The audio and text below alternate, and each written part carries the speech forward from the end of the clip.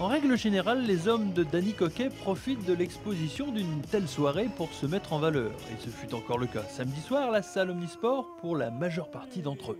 Soufiane Moueli fut bien proche d'être recalé lors de son combat contre Joshua Savary chez les moins de 71 kg en raison d'un coup dur dans le dernier round, mais l'Aubois avait fait le travail lors des reprises précédentes et obtenait tout de même un match nul. Roxane Pinson était plus chanceuse face à Kellig dans sa catégorie des moins de 65 kg. La Troyenne domina en effet assez nettement son adversaire tout au long du combat. Une façon pour l'Auboise de bien préparer son championnat d'Europe du 11 avril prochain. C'était un combat de préparation pour voir où je me situais, surtout au niveau cardio, parce que la ceinture au mois d'avril c'est en 8x2. Donc il y a quand même 3 rounds de plus.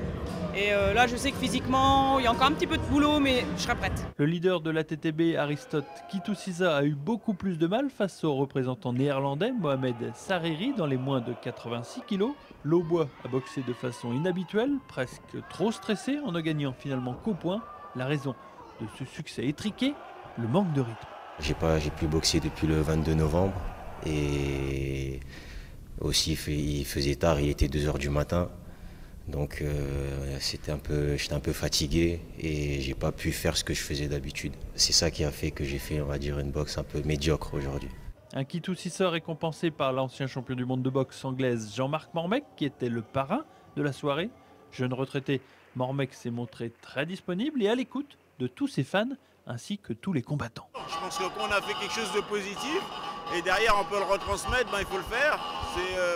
C'est rien de mal, au contraire c'est bien. Si ça peut aider les autres, les jeunes à se motiver, il faut le faire. L'ex-champion du monde a pu voir du beau spectacle avec la tenue des tournois K1 qui ont, comme d'habitude, livré leur lot de chaos.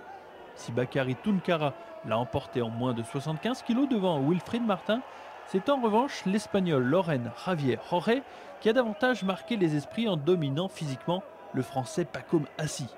Lors de la seule et unique reprise, le boxeur ibérique a imposé une épreuve de force à son adversaire, compté 8 une première fois, avant de céder sous les coups de boutoir de Jorge quelques secondes plus tard. Jorge était donc le grand roi de la soirée avec Mormec, bien sûr. Quant à Pacôme Assis, rassurez-vous, il a totalement récupéré.